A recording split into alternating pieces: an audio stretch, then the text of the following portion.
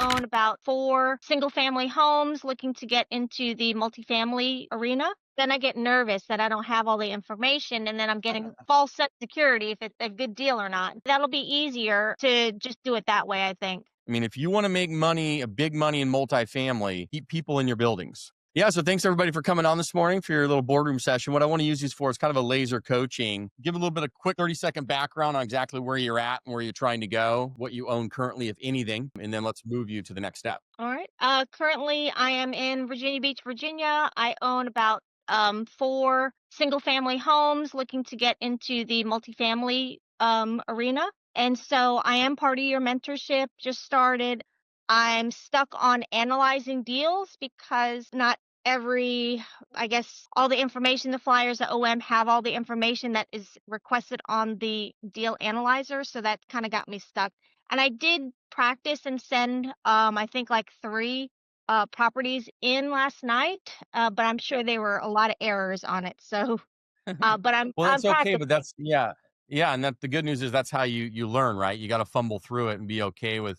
I mean, it's not failure; it's just you got to learn, and we love that because that allows the team to kind of say, okay, like you're doing all these things great. Here's some areas to improve on, and they can respond back on that. So, it's kind of to address the question in the air about, hey, if you don't have all of the data from, say, the broker or the seller in terms of financials to take that information and put it into your deal analyzer, then how do you work with that scenario? Because that is, I would say 30% of the time, maybe 40% of the time, you may not have all the information. And when I say Mhm. the information, there's a few pieces of info that you need in order to analyze the deal pretty quickly. The first and foremost is if the broker has an OM, which is basically their marketing piece about the property that gives all of this data in summary in terms of financials, market, little property info, stuff like that, then you can just take that and plug that in. If they don't have that, or it's, a very basic one, then you can ask for, the rent roll and then also the T12, which is essentially a profit and loss statement on the property for 12 months. Hence the term T12, time 12 months of time. And if you can get those 3 pieces of information, that allows you to get a decent feel and then plug that information into your deal analyzer, and it should start popping out some data for you. If it's not there, these are kind of some concepts to keep in mind for you. Since most of the deals that any of you and anybody will be dealing with is that class B and C property, like I was going over yesterday, meaning a 1980 property, or maybe even 1990 all the way down into the 60s, right? 1990 property all the way down into the 60s. And you're going to be buying most of them, outside of the coastal zones of the United States. You're going to be running at least at a 40% minimum expense ratio. Meaning if you total up all the expenses on that deal analyzer, it should Mhm. look at around 40%. That percentage at the bottom of that deal analyzer that says the expense ratio should show at least 40% or greater. So Okay. some ways to kind of work around if you don't have all the expense numbers is to just plug a gross number in there to where it gets you to 40%. Does that make sense, Rochelle? It So like does. if you didn't have all the detail on the expenses, you could just plug in a number into the current and the pro forma that equals 40% at the bottom of it. And what I mean by that is, let me pull this up. I'll show you. We'll share here in just a second. Okay. This will be helpful for anybody that's looking at this because it does come up quite a bit when you don't have all of the data, right? Right. And you need those pieces. Okay. Right. Then I get nervous that I don't have all the information, and then I'm getting, a false sense of security if it's a good deal or not. Right. So that's a key point to address because it's going to come up for anybody looking at a property. So I'm going to pull this up. I'll give this to you, Corinne, to share. So stand by. Do that. And he'll have something to share here. So there we go. Okay. So what I mean by that is if you come down here, right there, right? So that's the part. And keep in mind, you have the 2 deal analyzers. This is the simple one. But it's good because anything under 50 units, this thing is designed for, right? Which is in most people's case when you get started. But yeah, that expense ratio should be 40% or greater on all the deals that you're going to be doing, right? Especially your first ones. Anything 1990 to 1960s, it's going to be at 40 to 50% is where that number should roll in on a gross number. So let's say you didn't have any of the data. You're like just guessing, because I was actually dealing with this the other day with someone you would actually come in here, wipe all these out, and then I would just put in a number in here, right, to get me to that number, just to start to play ball, right? Okay. So now I just have a gross number in there for my expenses because maybe you have the revenue and then you don't have all the expense numbers, or vice versa.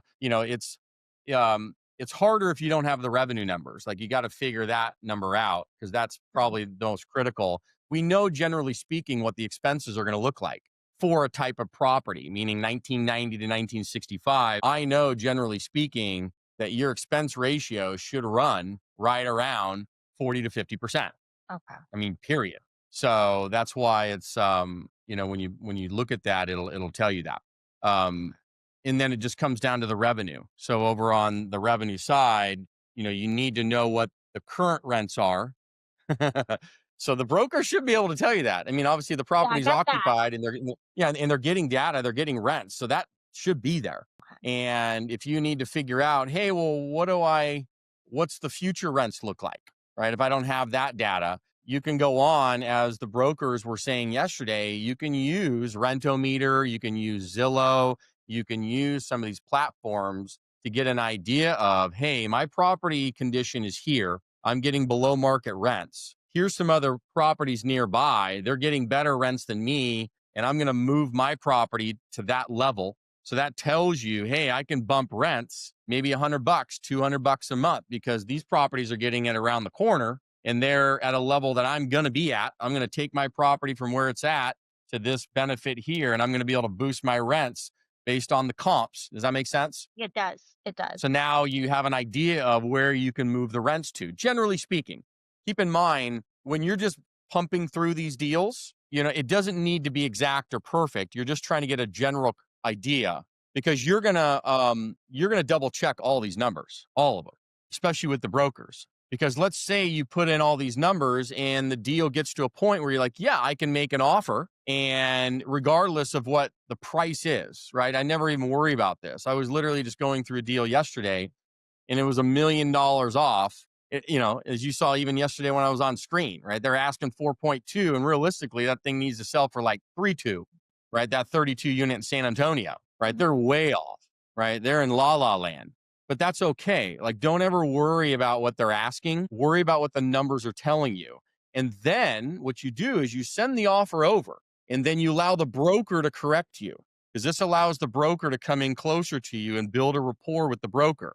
So the best way to handle this is like, let's say you get to a point where you're like, yeah, I really like the deal. I'm going to go ahead and send the offer over regardless, even if it's $1 million off. Doesn't matter. Send it over and then have a text message and a call with that broker right after saying, hey, I just sent you an LOI, a letter of intent, right? An offer on the property. It's way below. It's pretty aggressive, John Broker. I'd like to get on the phone call real quick and go through it because I'd like you to help me out on where I'm missing the numbers, right? Where am I missing the numbers, broker? Right. And you're going to bring them into the process because what they're going to do is blow smoke up your, what, and tell you all kinds of things as, oh, well, you can, all that stuff that goes on. And that's okay. Let them ramble on and you're using them to kind of build rapport because at the end of the day, they need to be able to show you some concrete stuff, hey, John, why in the world would I pay a 4.1 cap rate in San Antonio, Texas, when I can go to Southern California on the beach, literally on the beach, and I can get a 4 cap with a pristine property that I have no problems with ever renting for the rest of my life? Why in God's name would I pay a 4 cap in the middle of Texas? And they're going to have no answer to that. Zero. It's not the point, right? It's just to kind of put them in place saying, that makes a good point.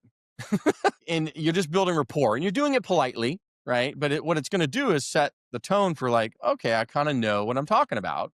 And you're going to build the rapport with the broker and say, listen, John, I really actually like this deal. We're maybe way too far apart. Totally get it. The seller is not ready to sell at the market value, but I would love to see some more deals. If you have other stuff coming up, I like this type of stuff. I'm going to be buying in this area. I'd love to buy through you. Can I get on kind of your preferred email list? So that way, when you have deals, you can blast them out to me, right? Because that's ultimately what you're trying to do, right? Is to get on as many preferred lists with brokers, because that's how the deal flow is going to come through on the pre-market stuff. That's going to start to really make sense from day one, not put it onto a website where you know that it doesn't.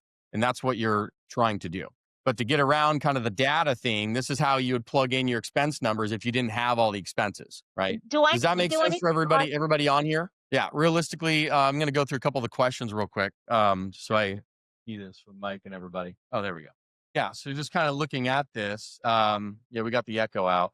So David had asked, realistically, do a lot of these brokers guard that list pretty closely, or are they generally willing to add someone? No, they'll add you on as long as you can kind of showcase, you're building a relationship. And they've asked me that too when I've gone on, when I've met or talked to them. They asked me a little bit about my background. Yeah, and that's why I wanted to bring the broker guys on yesterday, because that's your typical broker. Just so you know, Kevin, Jury, and Nick, when you're in this 10 to 30 unit space, which is where you're focusing for your first few deals, you're dealing with a little more mom and pop, right? Mom and pop brokers, right? Kevin and those guys are, less than 10 years in the business, a little newer, tend to be younger, and they're rocking and rolling. But you heard Nick yesterday saying, yeah, I mean, if you're brand new, I'll deal with you, right? But it'd be great if you kind of have some ducks in a row. So that's why, you're being taught and you learn, and the kind of behind the scenes and being handheld. So that way, when you walk into some of these conversations, you kind of have some general idea of what you're talking about, right? That's the entire purpose. And then as you kind of go through this, you'll realize, okay, it's going to bring your level of knowledge up and skill set. And then, yeah, 100% they're going to deal with you, because they, when you're in this space, they're dealing with a lot of newbies. You heard Nick say that yesterday. I mean, 60, 70% of my clients are brand new. Right. And so it's just a matter of understanding some of the process and the lingo, and call it the glossary of terms, to where you can talk with a basic level of understanding of an apartment building. Doesn't have to be sophisticated at all. But yeah, in terms of the data, if you don't have all the pieces, you definitely need the revenue, and you need some basic property information in terms of the unit sizes, unit counts, some stuff like that. Any broker, or even a seller, I mean, they have their rent roll. All of them have a rent roll. I mean, there's not a single, I don't care how mom and pop you are, they have a rent roll. They have a rent roll, meaning they have all the units that they own. They have the rent they're getting paid. They have the, bedroom bath count, and they have the square footages. Every single one of them has that. I can guarantee it. So you can get that data. And then it just comes down to, well, do you have all your expense data? And some of them will, some of them won't. But based on what I'm showing you here, 1990 to 1965 properties, you're going to run between a 40 to 50% expense ratio, period. So you don't need to put in all the detail. If you just want to use a gross number, that will get you there to start to play ball. Yeah, that'll be And then easier. yeah, go ahead. I was gonna say that'll be easier to just do it that way, I think. Yeah, for some of the properties where you're like, hey, I want to, run through them really quickly. If you have all the data, great, plug it in, because that's just more definite. But if you don't, you can guesstimate, knowing full well that you're going to be somewhere in that pocket of 40 to 50% on these deals. And yeah, it's great to know if you have other income and stuff like that, because that affects things, on that deal analyzer. If Karim can pull that up one more time. So sometimes they have the other income numbers, which on this deal analyzer, it's down here. So if you don't have that data either, you can guesstimate that too. So I would just ask the broker, well, are they getting, pet rent? Are they getting, admin fees? Do they have any other? I mean, they know this. 100% they know this. Give me are they doing any reimbursables for utilities, stuff like that? Because the other income number on any property can be a lot, right? I mean, think about this for a minute. For anybody here, you're paying for water and like some of these utilities, right? You're paying for water, gas, stuff like that. Sometimes on these properties, you as the landlord. So getting reimbursed for those is pretty standard in the industry for a portion of them. Typically, you can get reimbursed probably up to 65% of those utility costs. I mean, imagine that. If your utilities are $10,000 a year and you can get reimbursed for 6,500 of it, I mean, that helps out a lot with cash flow, right? And so it's asking the broker a few of those questions, because that's what the other income line item means. It's all the other stuff that's outside of rent, meaning if they're paying pet rent, if they have any admin fees, late fees, Maybe there are reimbursables for utilities, right? That's where that stuff goes. And we just put a lump sum number in there to keep it simple for everyone. And you can plug in that number into that cell. So it's trying to, if you don't have that data, you can maybe ask the broker, hey, broker, in terms of other income like utilities, pet rent, admin, are they getting that? And what do you think that number is? Okay. Right. And that's how you would guesstimate that if you don't have all the data. So, Okay. yes, it does. So Chuck had asked a great question. Does the 40 to 50% include taxes and insurance? Yes. Because if you look at the line items, we're including everything, right? So that's including property taxes, insurance, maintenance and repair. See that turnover line item? That's turnover of units. That's called make ready. So when you ever hear the terms turnover or make ready, that line item is specific to tenants move out and those units get turned. There is a specific cost that you would like to segment out for that cost, because that's outside of your typical maintenance and repairs, like your daily maintenance and repairs. And the reason why it's important to segment that number out is because you want to actually track that, right? Because I will tell you this, and this is why renewals are so critically important. I mean, if you want to make money, a big money in multifamily, keep people in your buildings. Because the cost, I can guarantee you, I don't care where you're at in the country, the minimum cost to you each time a tenant moves out of any of your buildings is $3,500 minimum, between lost rent, commissions to release the property, turnover costs to get that unit repainted, clean the carpet, make sure it's nice, ready to go for a new tenant to move in. All of that stuff, marketing, on and on and on. When you really calculate it, it's a minimum $3,500 every single time you turn over a unit. And people don't really calculate the true cost of that. And it's crazy when you do, because then you realize, crap. So how do I keep people in my building? Meaning I don't want anybody moving out ever unless there's a life event, meaning they're buying a new house, somebody died, they're moving, getting jobs out of the state, right? They're relocating, whatever. I want a life event. But if you're moving out because you're pissed off, that's a problem. If we didn't fix your work orders and your repair items fast enough, that's a problem, because you don't want that. That's a big no-no. So that's why you want to, get on these work orders, they call them, right? To repair items pretty quickly, keep your tenants happy and keep them in those buildings. And think about it. Even if you have to give them a credit to stay there, right? Like we're doing in some of our buildings right now, where we're giving them a free month's rent, meaning we'll go into it with a renewal notice saying, hey, we'll give you a $250 credit to renew. We'll start there. But if they give any kind of pushback, we'll ultimately say, listen, give us a 13-month lease and we'll give you a free month's rent. Because I know that the cost of them moving out is $3,500 minimum. And if I can give them $1,000 to save $3,500, that's why you do it. Make sense?